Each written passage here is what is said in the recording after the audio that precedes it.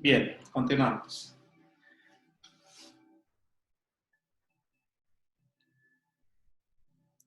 Entonces, es muy importante también que aquí nosotros definamos este equilibrio.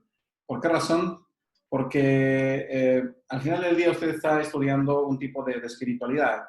Entonces, muchas veces la expectativa que tienen los demás es que usted se comporte como un ángel, que no se enoje, que no se irrite, e inclusive en alguna discusión alguien le va a llegar a decir es que de nada sirve entonces que estés yendo a clases de yoga, que estés estudiando Kabbalah, que estés leyendo la Biblia. Siempre va a existir eso. ¿Por qué razón? Porque la gente tiene una expectativa equivocada acerca de la persona que está conociendo espiritualidad.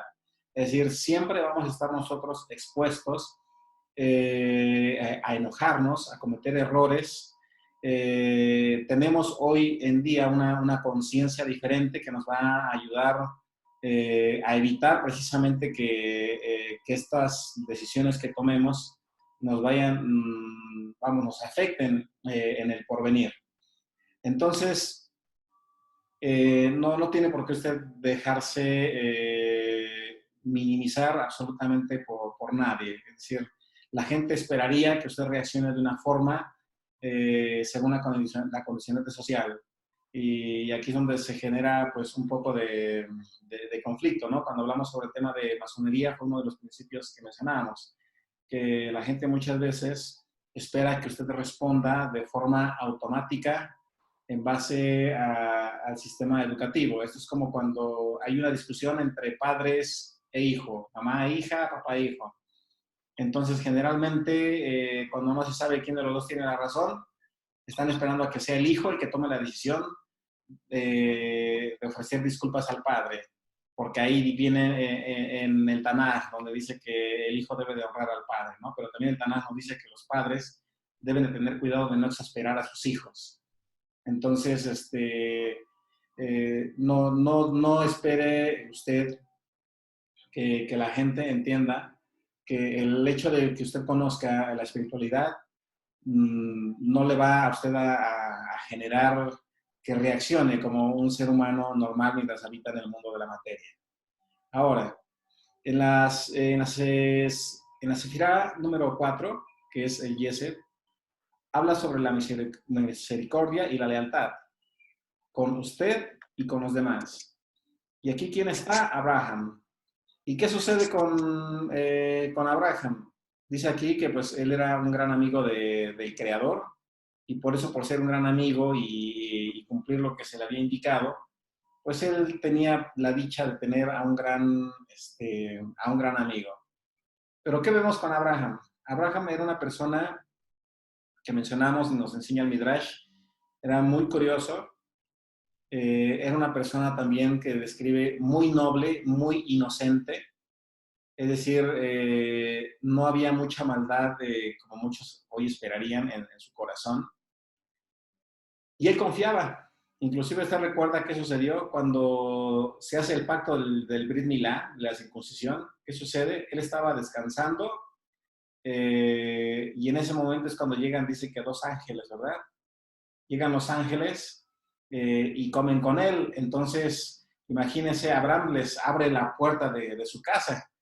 Entonces, en estos tiempos yo creo que nadie lo haría, ¿no? Porque imagínense, Abraham recién salido de una cirugía, llegan dos hombres que van pasando y dicen, no, estos pasaron aquí con un propósito. Él veía que todo el mundo eran sus amigos. Por eso fue conocido como un gran amigo del Creador, porque él a todo el mundo hacía amigo. Para él la gente era buena. Por eso era el que abogaba aún ante la destrucción de Sodoma y Gomorra. Él decía, es que la gente es buena, no las destruyas. Él se resistía a ver que en la gente también había maldad. Y esto es algo que nosotros también tenemos que ver. ¿Por qué razón? Hoy, en esta época, por ejemplo, lo vemos mucho, ¿no? Hay muchísima gente que de pronto dice que tiene algún tipo de necesidad. Hay gente que sí lo tiene, pero hay gente que está abusando de eso y comienza a publicar que están ayudando a muchos otros. Hace poco, creo que, si no recuerdo mal, hace un mes, compartíamos por ahí una publicación de una supuesta comunidad judía que fue admirable, porque cuando los de comunicación me enseñaron el video, me dijeron, ve cuánto le invirtieron en su flyer, en la melodía, en los tiempos, en toda la comunicación, para que la gente comenzara a donar. Y les funcionó, desafortunadamente, tenemos que decir, nos sorprende la maldad, pero les funcionó. Y entonces cuando se comenzó a buscar de qué comunidad eran, no eran de ninguna comunidad. Inclusive en el pueblo de Israel no es algo que se acostumbre a hacer, es decir, fue el primer video que se hizo, pero ¿qué sucede? Pues como mucha gente estima al pueblo de Israel y lo considera como un pueblo santo, dice, es el pueblo de Israel, necesita ayuda. Pues, ¿qué hace la gente? Pues como la Biblia dice que el que bendice a Jerusalén será prosperado, pues ahí va todo el mundo, ¿no? Pues yo quiero ser prosperado, es mi oportunidad, voy a bendecir a este pueblo. Entonces, tenemos que ver algo, tenemos que entender que sí, es cierto, a través de la práctica de la bondad se va eliminando la maldad en el ser humano. Pero esto no significa que por ello permitamos que los demás abusen de nosotros. Y de eso trata también esta sefirot de Yesed, donde nos dice que nosotros tenemos que, sí, aprender a ayudar a los demás. Eso es cierto. ¿Por qué razón? Porque muchas veces nosotros mismos somos beneficiados. E inclusive el Talmud cita que el pobre siempre lo vamos a tener durante toda la vida. Es decir, la pobreza nunca se va a acabar. Y eso está establecido también en el Zohar. ¿Por qué razón? Porque el pobre cumple la función de que aquel que quiera clamar por una respuesta tendrá la oportunidad de crear méritos a través de ayudarle a él. Es decir, el pobre siempre va a estar, está establecido en el Tanaj, nunca se va a acabar. Porque de esa forma nosotros vamos a poder ejercitar precisamente la misericordia. Pero no queda solamente en eso. También es muy importante que nosotros aprendamos a aceptar ayuda cuando lo necesitamos y que no estemos muchas veces aguantándonos el dolor. Yo sé que podemos tener todas las herramientas. Esto es como el terapeuta. El terapeuta, cuando generalmente tiene una situación que está viviendo, también le está doliendo. Y aunque trata de autosanarse y de autoayudarse, sabe muy bien que necesita ayuda, por lo menos a alguien que lo escuche. Entonces es muy importante que nosotros, en primer lugar, dejemos esa creencia de sentirnos autosuficientes, porque no es así. Y si comenzamos a creer nosotros autosuficientes, créame que hay alguien allá arriba que se va a encargar de demostrarle que no es así. Voy a poner un ejemplo. Esta fue una experiencia muy bonita, muy cercana, de una persona que, gracias a Shem, le iba muy bien. Tenía cafetería, rentaba oficinas, tenía otro tipo de negocios y sus casas y sus autos. Y esta persona de pronto sentía que era mejor que sus propios hermanos y mejor que su familia. Su familia vive en una casa muy sencilla, con techos de lámina, con suelos, no de tierra, pero de cemento gris. Y él se sentía orgulloso de haber salido de ahí. Y se sentía tan capaz que siempre decía, mi familia me busca solamente cuando necesita algo de mí. Y de pronto cambió todo. En menos de 15 días, perdió absolutamente todo. Perdió cafeterías, perdió casas, vehículos, ingresos, y los únicos que le dieron apoyo fueron su familia. E inclusive, su situación fue tan fuerte que tuvo que pedir junto con su esposa y sus hijos asilo en la casa de sus padres. Y esta persona comenta que cuando entró a la casa de sus padres se puso a llorar porque él estaba sentado en una habitación donde los techos eran de lámina, de esta lámina negra, y estaba todo roto. Y él decía, entendí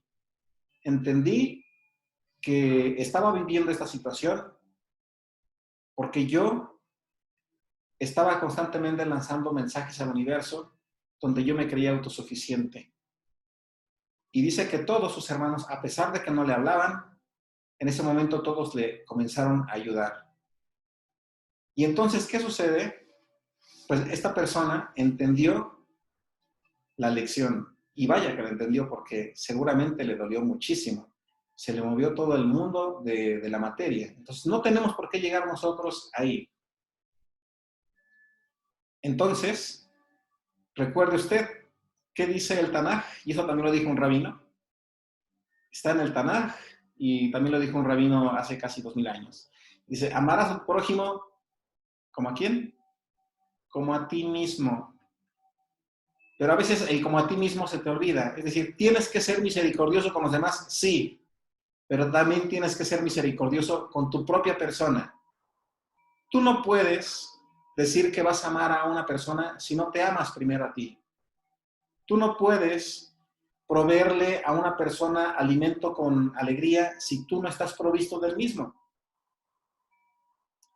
Tienes que entonces que cuidar tu propia energía, tu propio entorno.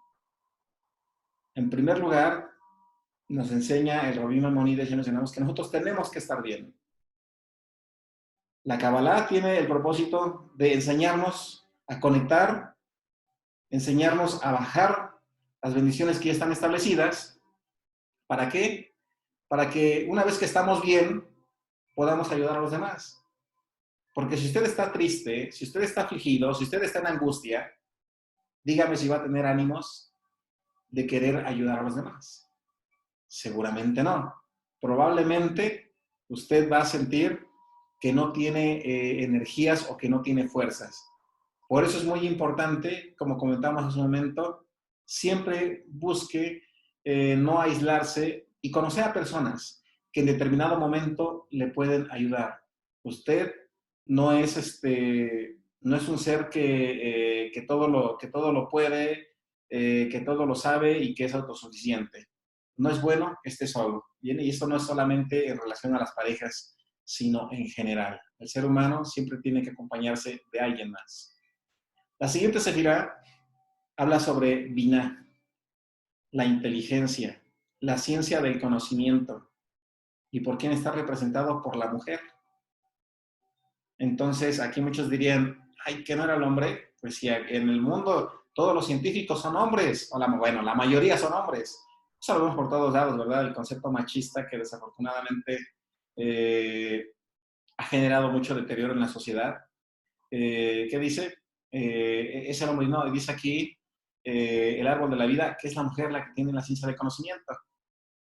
Además, ya dejemos de decir que Eva tuvo la culpa de la caída en el huerto del Edén. Recordemos algo, que realmente lo que sucedía con Eva era que era muy curiosa. Entonces le gustaba investigar. Entonces, pues, cuando uno comienza a investigar, ya saben lo que dicen muchos, ¿no? Mejor ni le busques porque le vas a encontrar. Así que, pues, algo encontró Eva. Inclusive, el rabí Abraham Abulafia, uno de los grandes maestros de la Kabbalah, nos dice que todo estudiante de Kabbalah debe de aprender a pensar como la mujer si es que quiere conectar con la divinidad. Y lo dice el rabí Abraham Abulafia. Entonces, ¿pero qué nos está queriendo decir con estas palabras? Nos está queriendo decir, en primer lugar, que seamos observadores. Yo creo que esa tarea usted ya la hizo. Seguramente ya fue por ahí a un lugar religioso.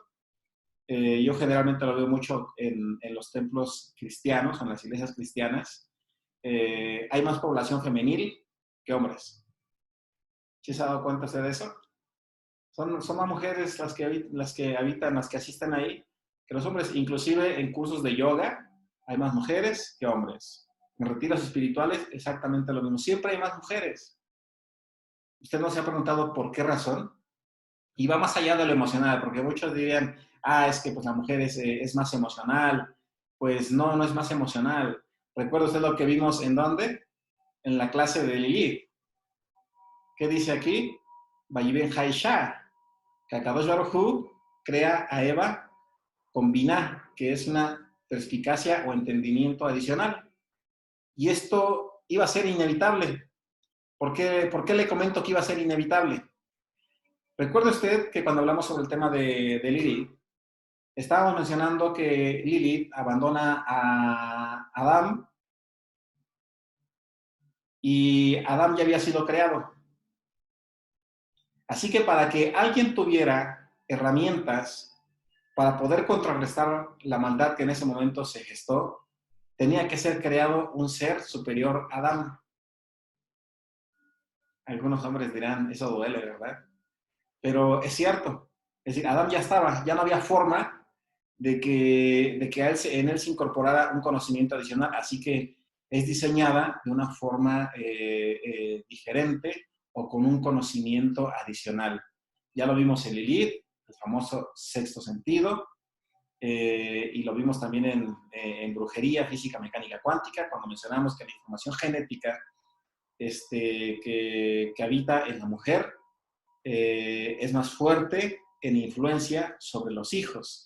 E inclusive también lo vimos, ¿verdad? Cuando mencionamos que Saulo de Tarso, que era un rabino también judío, y el Talmud lo establece, dice que si nosotros queremos que nuestras oraciones no tengan estorbo, ¿qué dice? Tienes que vivir en shalom con tu isha, con tu mujer. Tienes que vivir bien en tranquilidad y que no la hagas enojar. Porque si la haces enojar, te va a decir que no te vaya muy bien y va a suceder. Entonces, recordemos, eso es muy importante. Ahora, ¿qué más aprendemos? Recordemos nosotros que cuando vimos sobre el tema del Aleph Bey de hebreo, mencionamos que cuando se crea al hombre, está Aleph Yud Shin, que es el Ish, y que se le incorpora cuando se coloca la Isha, la letra Hei. La letra Hei está representada simbólicamente en el arameo como brazos levantados. Es decir, cuando se le incorporó una letra Hei a la mujer. Es decir, tiene algo adicional, tiene la adoración o la conexión. ¿Y recuerda usted qué significan los brazos levantados? Recordamos que la izquierda significa yo recibo y con la derecha yo comparto. Así que lo que está haciendo la mujer es, yo reconozco que todo viene de ti y que todo te pertenece. Así que a eso nos referimos. La mujer tiene esa conexión espiritual a diferencia del hombre. Así que esto significa que nosotros tendríamos que pedir a través de las meditaciones esa conexión, a desarrollar ese sexto sentido, y en eso la mujer lleva mucha delantera, pero el hombre también lo puede desarrollar. Así que aquí no se va a sentir usted mal por decir yo quiero ser como las mujeres. Ahora lo va a decir hasta con alegría. Va a decir, yo quiero ser como una mujer. Y si alguien le dice, no seas nena, como muchos desafortunadamente dicen con el afán de ofender, pues ahora muchos dirán, yo sí quiero ser nena.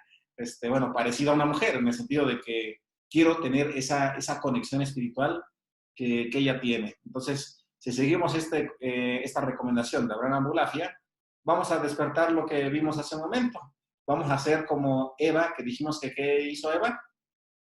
Era que, muy curiosa, ella andaba ahí buscando, no sé, me imagino que Adán estaba ahí en el sofá con el periódico, con la televisión, mientras seguramente Eva estaba ahí pues moviéndola ahí a todo su huertito, y en eso se encontró a una comadre, a una comadre serpiente, que le comenzó por ahí a contar algunos secretos. ¿Y qué sucede? Pues le ganaron el mandado a Adán y pagó también los platos rotos, ¿verdad? Porque bien podrían haber dicho, pues fue Eva, pero no.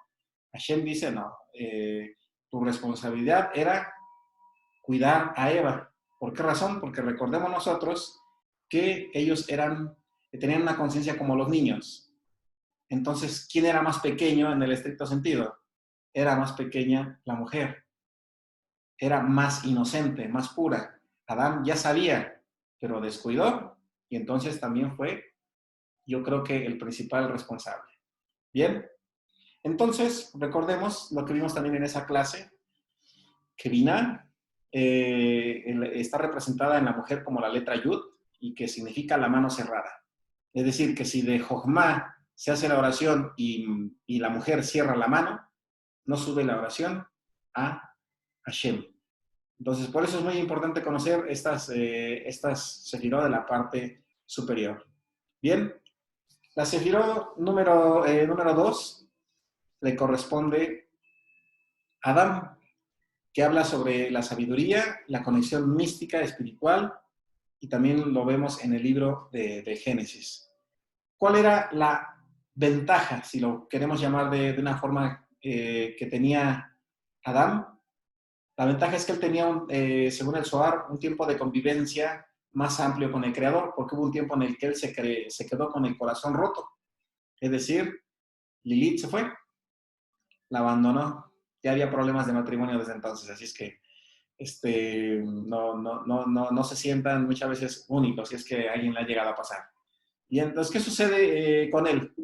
Bueno, pues con el tema de Adán, se refiere a que es el prototipo más cercano a la creación original. Entonces, ¿por qué razón? Porque primero fueron creados Lilith y Adán y posteriormente Jabá. Entonces, se supone que el estudiante de la Kabbalah a lo que tanto anhela es acercarse más a este prototipo. Y aquí es donde viene entonces la parte más interesante, ahora sí, del árbol de la vida, que es el conocimiento del Ein Sof, de quién es el ser supremo, el infinito creador. ¿Por qué razón? En el nivel Sof de la Kabbalah siempre le recomendamos realizar ciertos preceptos o cumplir ciertos mitzvot para acercarse un poco más a la información genética que está establecida en Adán. Y aquí es donde vienen los cumplimientos de los preceptos, o donde muchos comentan por qué gran parte de la comunidad judía consume kosher y por qué es más caro. Y muchos dicen, no, pues es que es muy caro, pero muchos no saben por qué razón. Bueno, el alimento kosher, que llega a costar 3 veces más del alimento normal, tiene incorporado oro.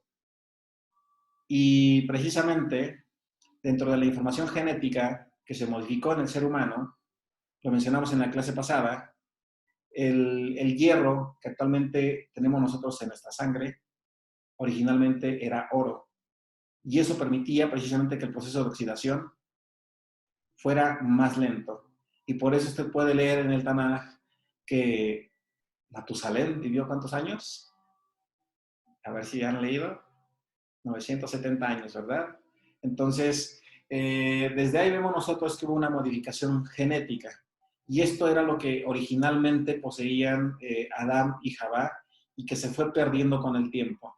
Entonces, cuando nosotros estamos hablando de la creación del hombre, tenemos que comenzar a ver al Ser Supremo, no tanto con barba blanca y con una bata blanca de una sola pieza. A lo mejor con una bata blanca sí, tipo médico, porque es similar a un ingeniero genético, que sabe manejar muy bien la forma en la que puede ser longevo el ser humano. Y por eso mencionábamos que le fue prohibido el árbol de la vida. ¿Qué sentencia hay en el libro del Bereshit? No sea que coma del árbol de la vida. ¿Y qué sucede? Y viva para siempre. Es decir, hay formas en las que, por ejemplo, en una comunidad judía, y jamás usted va a encontrar a un judío que traiga sus cadenas de oro por afuera, jamás. Pero siempre las van a traer y siempre va a ser como la mayor inversión que van a tener para poseer. No para ego humano. Jamás va a andar ahí como estos artistas que andan con sus cadenas de fuera. No, así no se utiliza el oro. El oro se utiliza siempre lo más cercano al cuerpo, porque lo que se busca es que las propiedades de este metal también sean absorbidas durante las meditaciones por el cuerpo humano.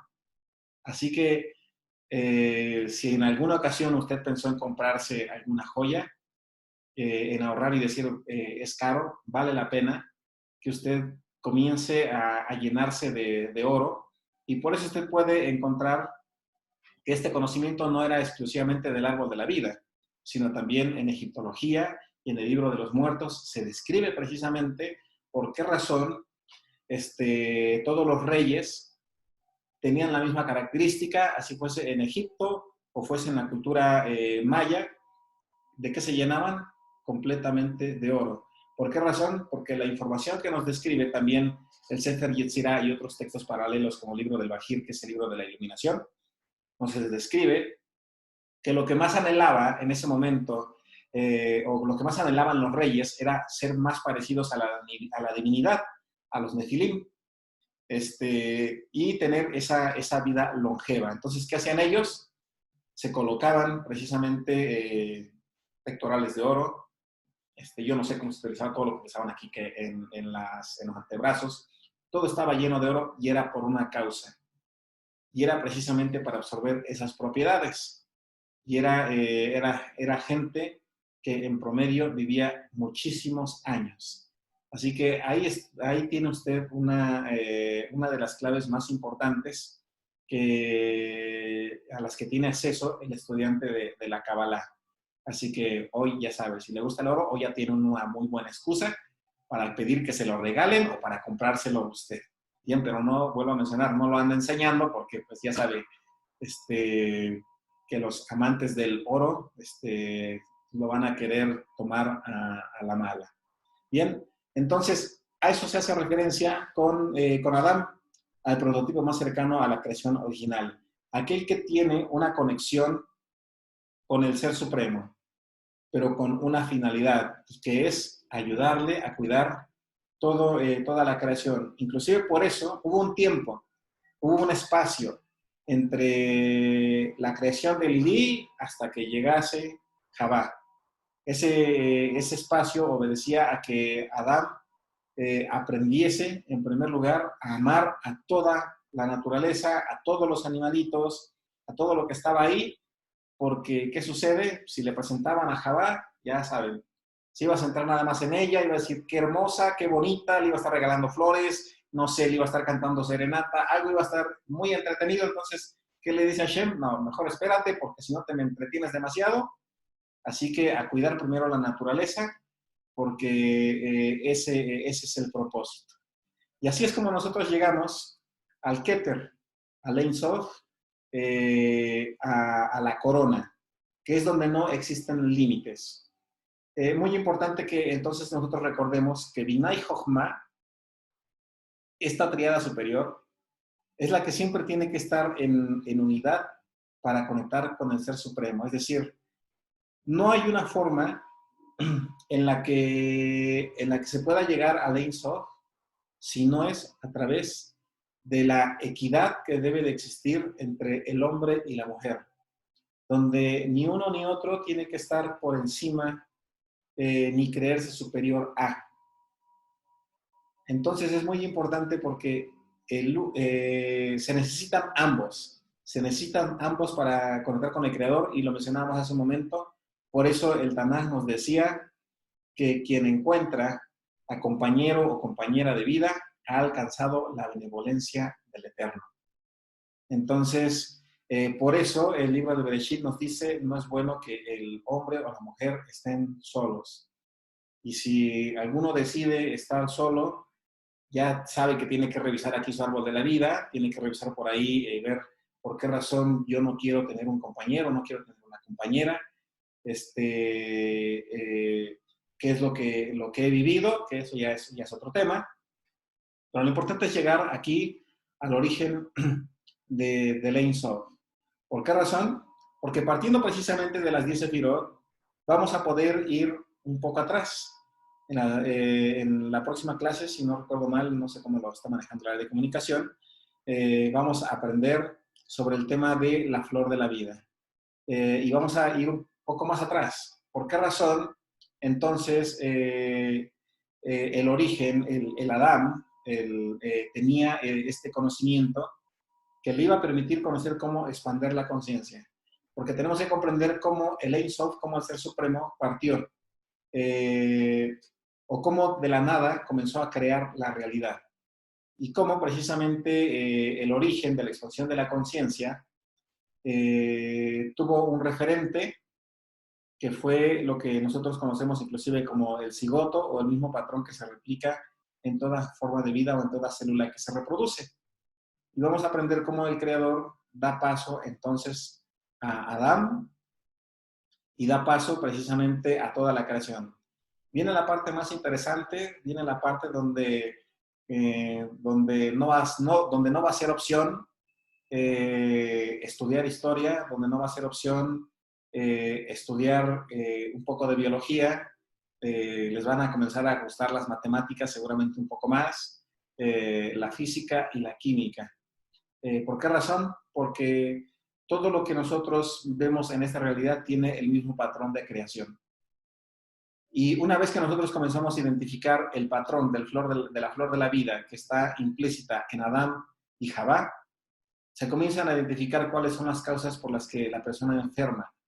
Es decir, ¿por qué razón una célula enferma? Que esa es una de las interrogantes que se tienen y que hasta hace 3 meses estábamos revisando con un teniente coronel del ejército mexicano que está tomando clases de Kabbalah y que mencionaba que precisamente la información de las células madre tiene la misma información que se instruye en el árbol y la flor de la vida para poder regenerar cualquier tipo de daño que hay en la gente. Entonces, de eso trata el árbol de la vida.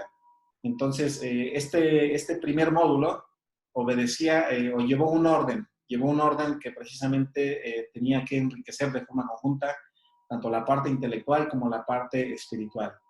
Espero que esta primera parte les haya respondido algunas de las interrogantes, que les haya dejado muchas otras y que esto los invite también a enseñar, porque esa es la primera clave. La clave para poder seguir recibiendo es fluir con lo que nosotros vamos teniendo. Es decir, lo que nos comemos tenemos que repartirlo a los demás.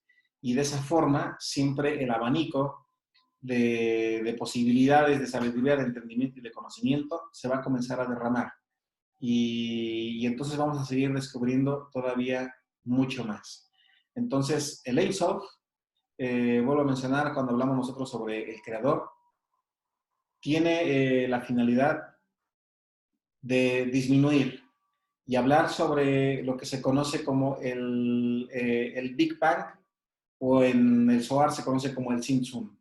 La forma en la que el creador contrajo su energía para dar paso a la creación y a la conexión con esta realidad. Y entonces, pues precisamente conforme nosotros vamos subiendo, vamos depurando esa conciencia y nos vamos involucrando un poco más al cumplimiento de preceptos, porque los preceptos cumplen una función y es ayudarnos a emanar más pureza y más luz. Es cuando uno entiende que el ayuno no es algo mágico. El ayuno o la privación de alimentos obedece únicamente a eliminar todo organismo que entra en un proceso de oxidación o de descomposición en nuestro sistema digestivo.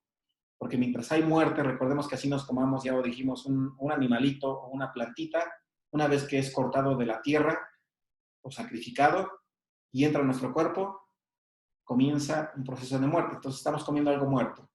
El ayuno entonces cumple la función de privarnos de ese proceso de muerte, de esa energía de muerte que está en nosotros y nos permite tener una pureza que nos va a permitir tener una conexión y a comenzar a vivir pues esas experiencias místicas que son parte y que deben de formar parte del estudiante de la Kabbalah, porque si usted está estudiando toda esta parte de aquí y no ha logrado tener una conexión con el mundo espiritual, significa que tiene que empezar a cumplir preceptos.